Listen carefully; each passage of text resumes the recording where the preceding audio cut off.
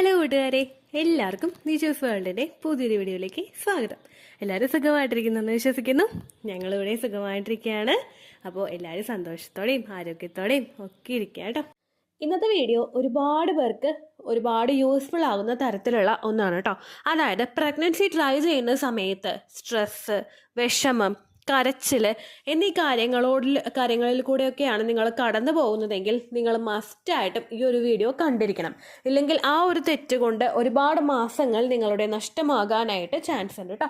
അപ്പോൾ അതെന്തൊക്കെയാണെന്നും അതെങ്ങനെയൊക്കെ ഓവർകം ചെയ്യാമെന്നും സ്ട്രെസ് എങ്ങനെ ഫെർട്ടിലിറ്റി അഫക്റ്റ് ചെയ്യുന്നു എന്നുള്ള ഡീറ്റെയിൽഡ് ആയിട്ടുള്ളൊരു വീഡിയോ ആണ് ഇന്ന് സംസാരിക്കുന്നത്. അപ്പോൾ നമുക്ക് വീഡിയോ സ്റ്റാർട്ട് ചെയ്യാം.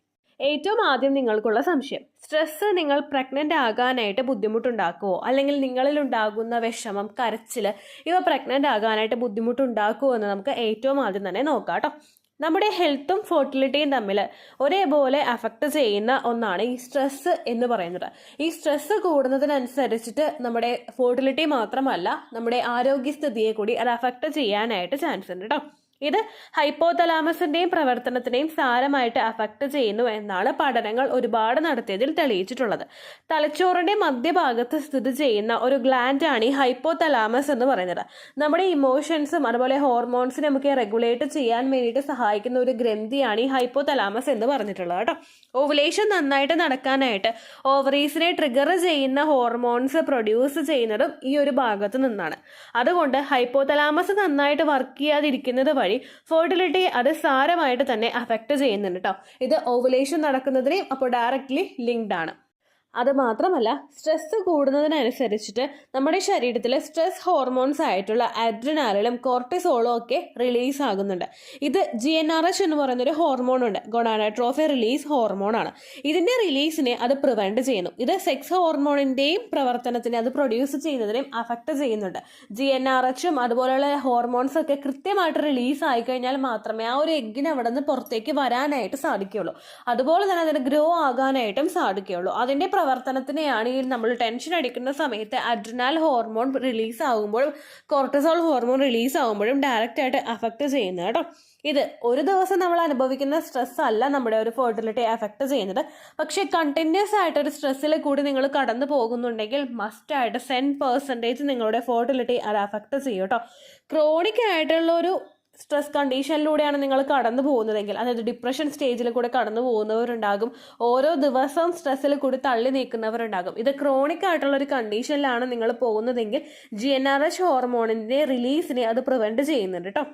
ഇത് നമ്മുടെ ശരീരത്തിലെ FSH ഹോർമോൺ, അതായത് ഫോളിക്കിൾ സ്റ്റിമുലേറ്റിംഗ് ഹോർമോണിന്റെയും ല്യൂട്ടനൈസിംഗ് ഹോർമോണിന്റെയും റിലീസിനെയും അഫക്റ്റ് ചെയ്യുന്നു. കാരണം ഇത് രണ്ടും പിറ്റ്യൂട്ടറി ഗ്ലാൻഡ് തന്നെയാണ് പുറത്തുവിടുന്നത്. പിറ്റ്യൂട്ടറി ഗ്ലാൻഡിന്റെ പ്രവർത്തനത്തിന് ഡയറക്റ്റ് ആയിട്ട് സ്ട്രെസ് അഫക്റ്റ് ചെയ്യുന്നതുകൊണ്ട് ഇതിന്റെ റിലീസിനെയും അത് അഫക്റ്റ് ചെയ്യുന്നുണ്ട്. അതിന്റെ ഭാഗമായിട്ട് നമുക്ക് ഓവുലേഷൻ നടക്കാത്ത സിറ്റുവേഷൻ സംഭവിക്കും കേട്ടോ. പുരുഷന്മാരിലും അതെ, ഈ സ്ട്രെസ് കൂടുന്നത് അവരുടെ ഫെർട്ടിലിറ്റിയും അഫക്റ്റ് ചെയ്യുന്നുണ്ട്. അവരുടെ മെന്റൽ സ്ട്രെസ്സിനെ അത് അഫക്റ്റ് ചെയ്യുന്നത് വഴി ഇറക്ടൈൽ ഡിസ്ഫങ്ഷൻ ഉണ്ടാവുന്നതിനും അതുപോലെ സെക്സിന് താല്പര്യം കുറഞ്ഞു വരുന്നതായിട്ടും അതുപോലെ സ്പേമിന്റെ ക്വാളിറ്റി കുറയുന്നതുമായിട്ടും പഠനങ്ങൾ സൂചിപ്പിക്കുന്നുണ്ട് കേട്ടോ. ഒരുപാട് ആളുകൾക്ക് ഓവുലേഷൻ ആവേണ്ട പീരിയഡ്സിൻ്റെ ആ ഒരു സമയം മുതൽക്ക് തന്നെ സ്ട്രെസ്സാണ്. നമ്മൾ ഓരോ കാര്യങ്ങളൊക്കെ ചിന്തിച്ചും വിഷമിച്ചും ഒക്കെ കണ്ടിന്യൂസ് ആയിട്ട് ആ ഒരു സ്റ്റേറ്റിലോട്ട് പോകുമ്പോഴേക്കും, ഇപ്പോൾ നിങ്ങൾ പീരിയഡ്സിൻ്റെ സമയത്ത് വിഷമിക്കുന്നുണ്ടെങ്കിൽ, അതായത് ഒരുപാട് എക്സ്പെക്ട് ചെയ്ത് സിംറ്റംസ് ഉണ്ടായിട്ടോ അതെല്ലാം മോണിറ്റർ ചെയ്ത് ബോഡി നന്നായിട്ട് കെയർ ചെയ്തിട്ട് ലാസ്റ്റ് ആ ഒരു ഡ്രോപ്പ് ബ്ലഡ് വരുമ്പോഴേക്കും നമ്മൾ 100% അങ്ങോട്ട് തകർന്നു പോകും. ഈ സമയം മുതൽക്കെയാണ് നമ്മുടെ അടുത്തൊരു സൈക്കിളിന്റെ സ്റ്റാർട്ടിങ് അവിടെ നിന്ന് തുടങ്ങുന്നത്. നമ്മൾ വിഷമിച്ചിരിക്കുന്ന ഈ സമയം മുതലല്ല ശരീരം പ്രവർത്തിക്കുന്നത്. ആ ബ്ലഡ് വരുന്ന മൊമെന്റ് മുതൽ തന്നെ അടുത്തൊരു ഓവുലേഷന് വേണ്ടിയിട്ട് ശരീരം പ്രിപ്പയർ ആയിക്കൊണ്ടിരിക്കുകയാണ്.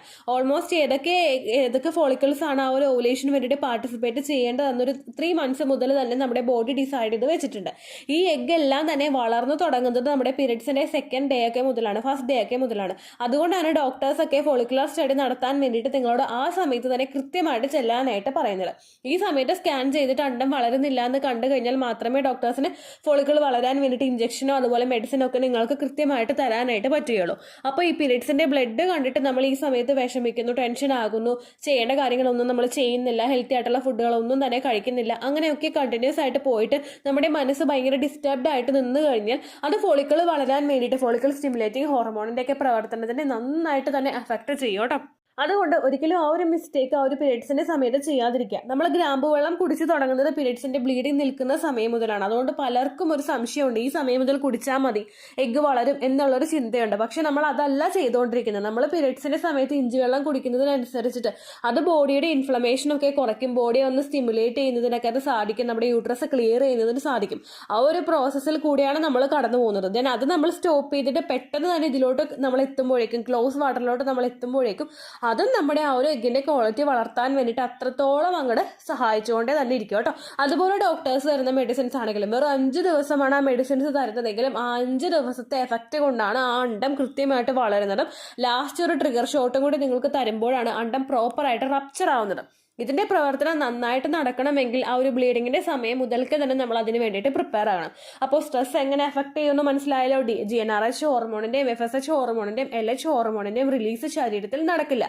നിങ്ങളിപ്പോൾ ലെട്രസോളിന്റെ മെഡിസിൻ എടുത്തിട്ട് ഒരുപാട് സ്ട്രെസ്ഡ് ആയിട്ടാണ് നിങ്ങൾ നിൽക്കുന്നതെങ്കിൽ ആ ഒരു ശരീരം ആ ഒരു എഗ്ഗ് റിലീസ് ചെയ്യാൻ വേണ്ടിയിട്ട് ഒരുപാട് എഫേർട്ട് എടുക്കേണ്ടി വരും. അതുപോലെ നമ്മുടെ ആ ശരീരത്തിൽ ഒരുപാട് ടെൻഷൻ ഉണ്ട്. ആ ടെൻഷൻ ഒന്ന് ക്യൂർ ചെയ്യുന്നതിന് വേണ്ടിയിട്ടും ശരീരം ഒരുപാട് എഫേർട്ട് എടുക്കും. അപ്പോൾ സ്ട്രെസ് എന്ന് പറയുന്ന കാര്യത്തിന് ശരീരം മുൻതൂക്കം കൊടുക്കുകയും റീപ്രൊഡക്റ്റീവ് ഹെൽത്ത് സെക്കൻഡറി ആയി പോവുകയും ചെയ്യും കേട്ടോ. ആ കാര്യം നിങ്ങൾ ഫസ്റ്റ് ആയിട്ട് മനസ്സിലാക്കേണ്ടതാണ്. അതുപോലെ തന്നെ ഈ സ്ട്രെസ്സിനെ നമ്മൾ 2 ആയിട്ട് ഡിവൈഡ് ചെയ്യേണ്ടി വരും. ഏറ്റവും ആദ്യത്തേതാണ് ഫിസിക്കൽ സ്ട്രെസ്, അതായത് നമ്മൾ ചെയ്യുന്ന എന്തെങ്കിലും എഫേർട്ട് കൊണ്ട് നമുക്കുണ്ടാകുന്ന സ്ട്രെസ്. അടുത്തൊരു കാറ്റഗറിയിൽ വരുന്നതാണ് നമ്മളിൽ ഉണ്ടാകുന്ന മെന്റൽ സ്ട്രെസ്. ഇതും നമ്മൾ കൃത്യമായിട്ട് ഹാൻഡിൽ ചെയ്യണം. മെന്റൽ സ്ട്രെസ്സിനെ പറ്റിയിട്ടാണ് നമ്മളിപ്പോൾ സംസാരിച്ചത്. നമ്മൾ ഓരോന്ന് ആലോചിച്ച് ടെൻഷൻ ആകുന്ന ഒരു സിറ്റുവേഷൻ. ഈ ഫിസിക്കൽ സ്ട്രെസ് നമുക്ക് വരുന്നത് നമ്മൾ ഓവറായിട്ട് ടയേർഡ് ആകുന്ന രീതിക്ക്, അല്ലെങ്കിൽ നമ്മൾ ഒരുപാട് എക്സോസ്റ്റ് ആവുന്ന രീതിക്ക് ഒരുപാട് ജോലികൾ ചെയ്യുക. ഇത് നമ്മൾ ശരീരത്തിന് കൊടുക്കുന്ന ഒരു ഫിസിക്കൽ സ്ട്രെസ് ആണ്. ഒരുപാട് ആളുകൾ ജിമ്മിൽ പോയി വർക്കൗട്ടുകൾ ചെയ്യുന്നവരുണ്ട്. ഒരു ഇൻസ്ട്രക്ടറുടെ ഒരു ഗൈഡ് ലൈൻ അനുസരിച്ചിട്ടാണ് നിങ്ങൾ വർക്ക് ചെയ്യുന്നതെങ്കിൽ അവിടെ നമ്മൾ ഓവറായിട്ട് എക്സോസ്റ്റ് ആവില്ല. കാരണം എന്താണെന്ന് വെച്ച് കഴിഞ്ഞാൽ ആ ഒരു ഇൻസ്ട്രക്ടർ നമുക്ക് കൃത്യമായിട്ടുള്ള ടൈം തന്നിട്ടുണ്ടാകും, ഈ സമയത്ത് നമ്മൾ സ്റ്റോപ്പ് ചെയ്യാനായിട്ട് പറഞ്ഞിട്ടുണ്ടാകും. പക്ഷെ അങ്ങനെ ഒരു ട്രെയിനർ നമുക്ക് ഇല്ലാതെ നമ്മൾ വർക്കൗട്ടുകൾ ചെയ്യുന്നുണ്ടെങ്കിൽ, അല്ലെങ്കിൽ ഇപ്പോൾ അതൊന്നും അല്ലാതെ യൂട്യൂബ് വീഡിയോസ് ഒക്കെ കണ്ടിട്ട് നമ്മൾ വീട്ടിൽ തന്നെ വർക്കൗട്ടുകൾ ചെയ്യുന്നുണ്ടെങ്കിൽ ഒരുപാട് എനർജി ലോസ് വരുന്ന രീതിക്ക് നമ്മൾ എക്സസൈസുകൾ ചെയ്യുന്നത് ഒരിക്കലും ശരീരത്തിന് നല്ലതല്ല കേട്ടോ. ഓവർ വർക്കൗട്ട്സും ഓവർ എക്സസൈസും ചെയ്യുന്ന സമയത്ത് നമ്മുടെ ബോഡി ഒരുപാട് ടയേർഡ് ആകുന്നു. ഇത് ബോഡിയെയും കൂടി സ്ട്രെസ്ഡ് ആക്കുന്നതിന് കാരണമാകുന്നു. ബോഡിയിൽ ഈ ഒരു സമയത്ത് ഒരു ഡിഫൻസ് മോഡാണ് ഓണായി വരുന്നത്. ഇത് ബോഡിയെ ബാക്ക് ടു നോർമൽ ആക്കുന്നതിന് വേണ്ടിയിട്ട് വർക്ക് ചെയ്തുകൊണ്ടേയിരിക്കും. ഇങ്ങനെ ചെയ്യുന്നതിന്റെ ഭാഗമായിട്ട് റീപ്രൊഡക്റ്റീവ് ഹെൽത്ത് സെക്കൻഡറി ആയി പോകും. കണ്ടിന്യൂസ് ആയിട്ട് ഈ ഒരു പ്രവൃത്തിയിലൂടെ നിങ്ങൾ പോയി കഴിഞ്ഞാൽ നിങ്ങളുടെ മെൻസ്ട്രേഷനെയും ഫെർട്ടിലിറ്റിയും അത് അഫക്റ്റ് ചെയ്യാനായിട്ട് ചാൻസ് ഉണ്ട് കേട്ടോ. അപ്പോൾ നിങ്ങൾ മസ്റ്റായിട്ട് ശ്രദ്ധിക്കേണ്ട ഒരു കാര്യമുണ്ട്. ഏകദേശം ഒരു ടൈം പീരീഡ്, ഒരു 30 മിനിറ്റ്സ് ഒക്കെ നിങ്ങൾ ഹാർഡ്ലി എക്സസൈസ് ചെയ്താൽ മതി. അതിനുശേഷം നിങ്ങൾ നന്നായിട്ടൊന്ന് ഗ്യാപ്പ് ഇടുക. ഒരു ദിവസമാണെങ്കിലും ഒരു 3 തവണയായിട്ട് നിങ്ങൾ എക്സസൈസ് ചെയ്യാനായിട്ട് നോക്കുക. ഈ 3 തവണയും തമ്മിൽ കുറച്ചധികം ഗ്യാപ്പ് ഉണ്ടെന്നുള്ള കാര്യം നിങ്ങൾ ഉറപ്പുവരുത്തണം കേട്ടോ. അറ്റേ സ്ട്രെച്ചിൽ ചെയ്തേ പറ്റൂ, 10 കിലോ എനിക്ക് കുറച്ചേ പറ്റൂ, അങ്ങനെയൊന്നും നിങ്ങൾ വാശി പിടിക്കരുത്. ഒരുപാട് ആളുകൾ ചിലപ്പോൾ ഹസ്ബൻഡ് വരാറായിട്ടുണ്ടാകും, പക്ഷെ വെയിറ്റ് കൂടുതലാണെന്ന് ഡോക്ടർ പറയുന്നത് ആ സമയത്തായിരിക്കും. അപ്പോൾ അതിന് വേണ്ടിയിട്ട് ഒരുപാട് എഫേർട്ട് ഇടും. അതൊരിക്കലും നിങ്ങളുടെ മെൻസ്ട്രേഷനോ നിങ്ങളുടെ ഫെർട്ടിലിറ്റിയോ ഒന്നും ഗുണകരമായിട്ട് വർക്ക് ചെയ്യില്ല എന്നുള്ള കാര്യം കൂടി നിങ്ങൾ മനസ്സിലാക്കണം കേട്ടോ. എപ്പോഴും കൃത്യമായിട്ടുള്ള രീതിക്ക് മാത്രം നിങ്ങൾ എക്സസൈസ് ചെയ്യാനായിട്ട് പോവുക. ഇനി ഒരുപാട് മെന്റൽ സ്ട്രെസ്സിൽ കൂടി കടന്നു പോകുന്ന ആളുകളുണ്ട്. അവർ പലപ്പോഴും ചോദിക്കുന്ന ഒരു കാര്യമാണ്, ചേച്ചി ഞങ്ങൾ എങ്ങനെ ഇതിൽ നിന്ന് പുറത്തേക്ക് ചാടും എന്നുള്ള കാര്യം. പലപ്പോഴും പലരും വിചാരിച്ചിട്ട് നടക്കാതെ പോയിട്ടുള്ള, അല്ലെങ്കിൽ അവർക്കൊരു സപ്പോർട്ട് കിട്ടാതെ വന്നിട്ട് നടക്കാതെ പോയിട്ടുള്ള ഒരു കാര്യമാണ് കേട്ടോ അത്. നമ്മളിപ്പോൾ ഒരു സ്ട്രെസ് ആയിട്ടുള്ള ഒരു സിറ്റുവേഷനിൽ നമുക്ക് മെന്റൽ സ്ട്രെസ് വരുന്നുണ്ടെങ്കിൽ മാക്സിമം നിങ്ങൾ ആ ഒരു ടോപ്പിക്കിൽ നിന്ന് മൂവ് ഓൺ ചെയ്യാനായിട്ട് നോക്കുക. അതിൽ തന്നെ സ്റ്റിക്ക് ചെയ്തിരിക്കാനായിട്ട് നിങ്ങൾ ശ്രദ്ധിക്കാതിരിക്കുക. കാരണം ഒരു കുഞ്ഞ് നമുക്ക് വേണമെന്ന് വിചാരിച്ചു കഴിഞ്ഞാൽ നമുക്ക് കുഞ്ഞ് വേണം, അത് നമ്മുടെ ഒരു ആഗ്രഹമാണ്. പക്ഷെ ആ കുഞ്ഞിൽ മാത്രം നമ്മൾ ഒതുങ്ങി പോയി കഴിഞ്ഞാൽ ഒരുപാട് കാര്യങ്ങൾ, ഒരുപാട് ഹാപ്പിനെസ് നമുക്ക് അവിടെ കോംപ്രമൈസ് ചെയ്യേണ്ടതായിട്ട് വരും. അപ്പോൾ ഒന്ന് തിരിഞ്ഞു നോക്കി കഴിയുമ്പോൾ കുഞ്ഞും കൂടി ആയിട്ടില്ലെങ്കിൽ നിങ്ങൾക്ക് ആ ഒരു സ്ട്രെസ് കൂടാനായിട്ട് അത് ചാൻസ് ഉണ്ട്. അങ്ങനെയുള്ള സമയത്ത് നിങ്ങളത് ഒഴിവാക്കാനായിട്ട് ശ്രദ്ധിക്കുക. ഒരുപാട് ആളുകൾ കരിയർ വിട്ടിട്ട് കുഞ്ഞു മതി അങ്ങനെയുള്ള രീതിയിലോട്ട് പോകുന്നുണ്ട്. കരിയറും അതുപോലെ ഈ ഫെർട്ടിലിറ്റിയും രണ്ടും നമ്മൾ ഒരുമിച്ച് മുൻപോട്ട് കൊണ്ടുപോയി കഴിഞ്ഞാൽ രണ്ടും നല്ല സ്മൂത്ത് ആയിട്ട് തന്നെ പോകും. അപ്പോൾ ഒരിക്കലും കുഞ്ഞ് എന്നുള്ളൊരു വിഷയത്തിൽ മാത്രം നമ്മൾ സ്റ്റിക്ക് ഓൺ ഇരിക്കാതിരിക്കാൻ നിങ്ങൾ പ്രത്യേകം ശ്രദ്ധിക്കുക. നിങ്ങളുടെ ഹാപ്പിനെസ്സിനും നിങ്ങൾ മുൻതൂക്കം കൊടുക്കുക കേട്ടോ. ഇപ്പോൾ ഓവുലേഷൻ കഴിഞ്ഞിട്ട് നിങ്ങൾക്ക് യാത്ര പോകുന്നത് ഇഷ്ടമാണെങ്കിൽ നിങ്ങൾ യാത്ര പോകുന്നതുകൊണ്ട് പ്രശ്നമില്ല. പക്ഷേ ആ യാത്ര പോകുന്ന സമയത്ത് നിങ്ങൾ ശരീരം ഒന്ന് ശ്രദ്ധിക്കുക. ഒരുപാട് ഗട്ടറിൽ കൂടിയുള്ള റോഡിൽ കൂടിയും ഒരുപാട് മണിക്കൂറുകൾ ട്രാവൽ ചെയ്തിട്ട് നിങ്ങൾ പോകാതിരിക്കാൻ പ്രത്യേകം ശ്രദ്ധിക്കുക. കുറച്ച് നേരം ഒന്ന് റിലാക്സ് ആയിട്ടിരുന്ന് കംഫർട്ടബിൾ ഒക്കെ ആയതിനു ശേഷം നിങ്ങളുടെ യാത്ര കണ്ടിന്യൂ ചെയ്യുക. അതുപോലെ ഓവുലേഷൻ കഴിഞ്ഞിട്ട് ഔട്ട്സൈഡ് ഫുഡ് കഴിക്കാനായിട്ട് നിങ്ങൾക്ക് ക്രാവിങ്സ് ഉണ്ടെങ്കിൽ ഒരു തവണയോ 2 തവണയോ കഴിക്കുന്നതുകൊണ്ട് അതൊരിക്കലും നിങ്ങളുടെ ഫെർട്ടിലിറ്റി അഫക്റ്റ് ചെയ്യില്ല. പക്ഷെ ഇതെല്ലാ ആഗ്രഹങ്ങളും സപ്രസ് ചെയ്തിട്ട് നമ്മൾ ഇരിക്കുമ്പോഴേക്കും ആ ലാസ്റ്റ് ഒരു നെഗറ്റീവ് കിട്ടിക്കഴിഞ്ഞാൽ ബ്ലീഡിങ് വന്നാൽ നമ്മൾ ഒരുപാട് ടയേർഡായി പോകും, ഒരുപാട് സ്ട്രെസ്ഡ് ആയി പോകും. അതുകൊണ്ട് ആ കാര്യം നിങ്ങൾ പ്രത്യേകം ശ്രദ്ധിക്കുക കേട്ടോ. രണ്ടാമത് നിങ്ങൾ ചെയ്യേണ്ട കാര്യം നെഗറ്റീവ് പീപ്പിളുടെ അടുത്തുനിന്ന് സ്റ്റേ ചെയ്യാം. അതായത് നിങ്ങൾക്ക് ആരൊക്കെയാണോ നെഗറ്റിവിറ്റി തരുന്നത്, അത് ചിലപ്പോൾ ഇൻലോസ് ആയിരിക്കും. അവർ ആ പെർട്ടിക്കുലർ ടോപ്പിക്ക് ഷെയർ ചെയ്യുന്ന സമയത്ത് നിങ്ങൾ മാറുക. ഇപ്പോൾ നിങ്ങളുടെ ഫ്രണ്ട്സ് ആയിരിക്കും, അവരിൽ നിന്നും അവർ നിങ്ങൾക്ക് നെഗറ്റീവ് ഇമ്പാക്റ്റ് ആണ് തരുന്നതെങ്കിൽ നിങ്ങൾ അവരിൽ നിന്ന് മാറാനായിട്ട് ശ്രദ്ധിക്കുക കേട്ടോ.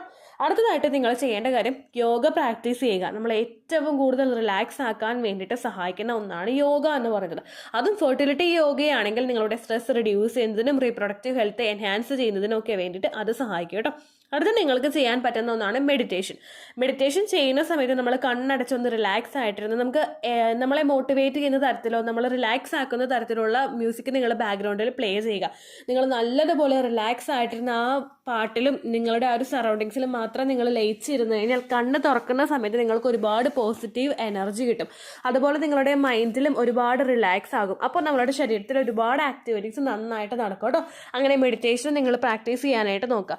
ഒപ്പം നിങ്ങൾ നിങ്ങളെ തന്നെ എൻഗേജ്ഡ് ആക്കാനായിട്ട് നോക്കുക. ഒരുപാട് നേരം ഫ്രീ ആയിട്ടിരിക്കുന്ന സമയത്ത് നമുക്ക് ഈ ഒരു സ്ട്രെസ് ഉണ്ടാവുകയുള്ളൂ. ഹസ്ബൻഡ് ജോലിക്ക് പോയി കഴിഞ്ഞാലോ വീട്ടിലുള്ള ജോലികളൊക്കെ ചെയ്ത് തീർത്ത് കഴിഞ്ഞാൽ പിന്നെ നമുക്കൊന്ന് റെസ്റ്റ് എടുക്കാനുള്ള സമയമാണ്. ഈ സമയത്ത് കഴിവതും ഒറ്റയ്ക്ക് ഇരുന്ന് ആലോചിക്കാതെ നമ്മൾ എൻഗേജ്ഡ് ആയിരിക്കാനായിട്ട് ശ്രദ്ധിക്കുക. എന്തെങ്കിലും നല്ല സിനിമകൾ കാണുക, ഫീൽ ഗുഡ് മൂവീസ് കാണുക, പാട്ട് കേൾക്കുക. അങ്ങനെ ഏതിലൊക്കെയാണോ നിങ്ങൾ ആക്റ്റീവായിട്ടിരിക്കാനായിട്ട് ആഗ്രഹിക്കുന്നത് ആ കാര്യങ്ങൾ നിങ്ങൾ ചെയ്യുക. ഒറ്റയ്ക്ക് ഇരിക്കുന്ന സിറ്റുവേഷൻസ് നിങ്ങൾ കഴിവതും ഒഴിവാക്കണം കേട്ടോ. അടുത്ത നിങ്ങൾ മസ്റ്റായിട്ട് ശ്രദ്ധിക്കേണ്ട ഒരു കാര്യമുണ്ട്. നിങ്ങളുടെ സ്ട്രെസ് റിഡ്യൂസ് ചെയ്യാൻ വേണ്ടിയിട്ട് സഹായിക്കുന്ന കുറച്ച് ഫുഡ് ഐറ്റംസ് ഉണ്ട്. അത് നിങ്ങൾ കഴിക്കാനായിട്ട് ശ്രദ്ധിക്കുക. ഇതിലെ പല എഫക്റ്റ് കൊണ്ടും പല ആൻറ്റി ഓക്സിഡൻസ് ഇതിനകത്ത് അടങ്ങിയിട്ടുള്ളത് കൊണ്ട് തന്നെ ഇതൊക്കെ നമ്മളുടെ സ്ട്രെസ് ഒരു പരിധി വരെ പിടിച്ചു നിർത്തുന്നതിനും ഹാപ്പി ഹോർമോൺസിന്റെ പ്രവർത്തനം നന്നായിട്ട് നടക്കുന്നതിന് വേണ്ടിയിട്ട് സഹായിക്കുന്നുണ്ട് കേട്ടോ. അതിൽ ഏറ്റവും ഇമ്പോർട്ടൻ്റ് ആയിട്ടുള്ള ഒന്നാണ് റാഗി. റാഗിയിൽ അമിനോ ആസിഡിന്റെ കണ്ടൻസ് അടങ്ങിയിട്ടുണ്ട്. ഇത് നമ്മളുടെ സ്ട്രെസ് സപ്രസ് ചെയ്യുന്നതിന് വേണ്ടിയിട്ട് ഒരു എഫക്റ്റ് തരുന്നുണ്ട് കേട്ടോ. അതുപോലെ ഡാർക്ക് ചോക്ലേറ്റ് കഴിക്കുന്നത് നല്ലതാണ്. ഇതും നമ്മളുടെ സ്ട്രെസ് കുറയ്ക്കുകയും ചെയ്യും, ഫെർട്ടിലിറ്റി ഇൻക്രീസ് ചെയ്യുകയും ചെയ്യും കേട്ടോ. അതുപോലെ സിട്രസ് കണ്ടന്റ് അടങ്ങിയിട്ടുള്ള വിറ്റമിൻ സിയുടെ കണ്ടന്റ് അടങ്ങിയിട്ടുള്ള ഫ്രൂട്ട്സും നിങ്ങൾ കഴിക്കാനായിട്ട് ശ്രദ്ധിക്കാം. കിവി, ഓറഞ്ച്, ബെറീസ് ഇതെല്ലാം നിങ്ങൾക്ക് നല്ലതാണ് കേട്ടോ. അതുപോലെ അവോക്കാഡോ കഴിക്കുക, സ്വീറ്റ് പൊട്ടാറ്റോ കഴിക്കുക, അതുപോലെ മുട്ട കഴിക്കുക. ഇതെല്ലാം നിങ്ങളുടെ ഫെർട്ടിലിറ്റി ഇൻക്രീസ് ചെയ്യുന്നതിന് വേണ്ടിയിട്ട് സഹായിക്കുന്ന കാര്യങ്ങളാണ്. അപ്പോൾ ഏകദേശം നിങ്ങൾക്ക് ആ ഒരു സ്ട്രെസ് എങ്ങനെ നിങ്ങളുടെ ഫെർട്ടിലിറ്റി അഫക്റ്റ് ചെയ്യുമെന്ന് മനസ്സിലാക്കണമെന്ന് വിശ്വസിക്കുന്നു. നമ്മുടെ LH ഹോർമോണിൻ്റെയും FSH ഹോർമോണിൻ്റെയും അതുപോലെ GnRH ഹോർമോണിൻ്റെ ഒക്കെ പ്രവർത്തനത്തിന് അഫക്റ്റ് ചെയ്ത് കഴിഞ്ഞാൽ പിന്നെ നമ്മൾ എങ്ങനെ പ്രഗ്നൻ്റ് ആവുന്നത്? നമ്മളാവില്ല.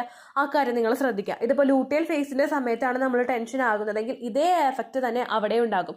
പ്രൊജസ്ട്രോൺ ഹോർമോണിൻ്റെയും മറ്റു പല ഹോർമോൺസിൻ്റെയും പ്രവർത്തനത്തിനെ അത് അഫക്റ്റ് ചെയ്യും കേട്ടോ. ആ കാര്യം കൂടി നിങ്ങൾ ശ്രദ്ധിക്കണം. അപ്പോൾ ഇത്രയേ ഉള്ളൂ വീഡിയോ. അതുപോലെ നിങ്ങൾ മസ്റ്റായിട്ട് ശ്രദ്ധിക്കേണ്ട വേറൊരു കാര്യം കൂടി ഉണ്ട്. 2024 നിങ്ങൾ ഇത്രയും ടെൻഷൻ അടിച്ച് പ്രഗ്നൻസി നോക്കിയിട്ടും നിങ്ങൾക്ക് പോസിറ്റീവ് ആയിട്ടില്ലെങ്കിൽ ആ ടെൻഷൻ നിങ്ങളൊന്ന് മാറ്റി വെച്ചിട്ട് ഫ്രീ ആയിട്ടിരുന്ന് 2025 നിങ്ങൾ നോക്കുക. എളുപ്പത്തിൽ പ്രഗ്നൻ്റ് ആകാനായിട്ട് നിങ്ങൾക്ക് സാധിക്കും കേട്ടോ. ഇത്രയേ ഉള്ളൂ വീഡിയോ. യൂസ്ഫുൾ ആയി കാണുമെന്ന് വിശ്വസിക്കുന്നു. യൂസ്ഫുൾ ആവുന്നുണ്ടെങ്കിൽ ലൈക്ക് ചെയ്യുക, ഫ്രണ്ട്സിനൊക്കെ ഷെയർ ചെയ്ത് കൊടുക്കുക കേട്ടോ. എന്തെങ്കിലും സംശയം ഉണ്ടെങ്കിൽ നിങ്ങൾ കമൻസിൽ ചോദിക്കുക. പണ്ടത്തെ വീഡിയോയ്ക്ക് കമൻസ് ഇടുന്നവർക്ക് റിപ്ലൈ ലഭിക്കുന്നില്ലെങ്കിൽ ലേറ്റസ്റ്റ് ആയിട്ട് ഞാൻ ഏത് വീഡിയോ ആണോ അപ്ലോഡ് ചെയ്യുന്നത് അതിന് താഴെ കമൻറ്റ് ഒന്ന് കോപ്പി പേസ്റ്റ് ചെയ്യാനായിട്ട് ശ്രദ്ധിക്കുക കേട്ടോ. അതുപോലെ ഓവുലേഷൻ ഡേറ്റ് കാൽക്കുലേറ്റ് ചെയ്ത് തരാനായിട്ട് റിക്വസ്റ്റ് ചെയ്യുന്ന ആളുകൾ എത്രയാണോ സൈക്കിൾ ലെങ്ത് അത് മെൻഷൻ ചെയ്യാനായിട്ട് ശ്രദ്ധിക്കുക. സൈക്കിൾ ലെങ്ത് എന്നതുകൊണ്ട് ഉദ്ദേശിച്ചത് ഓരോ മാസവും എത്ര ദിവസം കൂടുമ്പോഴാണോ ബ്ലീഡിങ് വരുന്നത് അതാണ് സൈക്കിൾ ലെങ്ത്. കഴിഞ്ഞ മാസം ഒരു 8-ാം തീയതിയാണ് ബ്ലീഡിങ് ആയതെങ്കിൽ ഈ മാസം 6-ാം തീയതിയാണ് ബ്ലീഡിങ് ആയതെങ്കിൽ കഴിഞ്ഞ മാസം 8-ാം തീയതി മുതൽ ഈ മാസം 6-ാം തീയതി വരെ എത്ര ദിവസമുണ്ടോ അത് കാലണ്ടറിൽ എണ്ണി തിട്ടപ്പെടുന്നതാണ് നിങ്ങളുടെ സൈക്കിൾ ലെങ്ത്. സൈക്കിൾ ലെങ്ത് നമ്മൾ കൃത്യമായിട്ട് കാൽക്കുലേറ്റ് ചെയ്യുകയാണെങ്കിൽ ഓവുലേഷൻ ഡേറ്റ് എളുപ്പത്തിൽ കണ്ടുപിടിക്കാൻ വേണ്ടിയിട്ട് ഒരുപാട് ആപ്ലിക്കേഷൻസും ഒരുപാട് ഓൺലൈൻ ആയിട്ടുള്ള വെബ്സൈറ്റുകളും ഇന്ന് നമുക്ക് അവൈലബിൾ ആണ്. പ്ലേ സ്റ്റോറിൽ പോയിട്ട് ഓൺലൈൻ ഓവുലേഷൻ ട്രാക്കർ എന്ന് ടൈപ്പ് ചെയ്ത് കഴിഞ്ഞാൽ നിങ്ങൾക്ക് അതുമായിട്ട് ബന്ധപ്പെട്ടിട്ടുള്ള ആപ്ലിക്കേഷൻസ് കിട്ടും. അത് പറ്റുന്നില്ല എങ്കിൽ ഗൂഗിളിൽ പോയിട്ട് ഓൺലൈൻ ഓവുലേഷൻ കാൽക്കുലേറ്റർ എന്ന് ടൈപ്പ് ചെയ്ത് കഴിഞ്ഞാൽ അതുമായിട്ട് ബന്ധപ്പെട്ടിട്ടുള്ള വെബ്സൈറ്റുകൾ നിങ്ങൾക്ക് കിട്ടും. അതിൽ നിങ്ങളുടെ ലാസ്റ്റ് മന്തിലെ മെൻസ്ട്രേഷൻ്റെ ഡേറ്റും ഒപ്പം ഞാൻ ഈ പറഞ്ഞ രീതിക്ക് നിങ്ങൾ കാൽക്കുലേറ്റ് ചെയ്യുന്ന സൈക്കിൾ ലെങ്ത്തും എൻ്റർ ചെയ്ത് കൊടുക്കുകയാണെങ്കിൽ നിങ്ങൾക്ക് കൃത്യമായിട്ട് ഓവുലേഷൻ ഡേറ്റ് കണ്ടുപിടിക്കാനായിട്ട് സാധിക്കും. ഫെർട്ടൈൽ ടൈം പീരീഡും നിങ്ങൾക്ക് കിട്ടും. അതായത് എത്ര ദിവസം മുതൽ കോൺടാക്ട് ചെയ്ത് തുടങ്ങിക്കഴിഞ്ഞാൽ നിങ്ങൾ പ്രഗ്നൻ്റ് ആകും എന്നുള്ളൊരു ഡേറ്റും നിങ്ങൾക്ക് പ്രോപ്പറായിട്ട് കിട്ടും കേട്ടോ. ഇത് കാൽക്കുലേറ്റ് കാൽക്കുലേറ്റ് ചെയ്യുന്ന സമയത്ത്, സൈക്കിൾ ലെങ്ത് കാൽക്കുലേറ്റ് ചെയ്യുന്ന സമയത്ത് നിങ്ങളുടെ ആ ഒരു കലണ്ടറിൽ നോക്കി തന്നെ നിങ്ങൾ കാൽക്കുലേറ്റ് ചെയ്യുക. പല മാസങ്ങളിലും 30-31 ദിവസമുണ്ട്, അതുകൊണ്ടാണ് അങ്ങനെ പറഞ്ഞത്. ഒപ്പം നിങ്ങൾക്ക് ബ്ലീഡിങ് തുടങ്ങിയ ദിവസത്തിന് വേണം നിങ്ങൾ ഡേ 1 ആയിട്ട് എടുക്കാൻ വേണ്ടിയിട്ട്. സ്പോട്ടിങ് തുടങ്ങിയ ദിവസത്തിനെ, അതായത് ചെറുതായിട്ട് ഡിസ്ചാർജ് പോയി തുടങ്ങിയ ദിവസത്തിനെ നിങ്ങൾ കൺസിഡർ ചെയ്യേണ്ട ആവശ്യം ഇല്ല കേട്ടോ. അപ്പോൾ ഇത്രയേ ഉള്ളൂ വീഡിയോ. അടുത്തൊരു വീഡിയോ ആയിട്ട് നമുക്ക് വീണ്ടും കാണാം. ബൈ.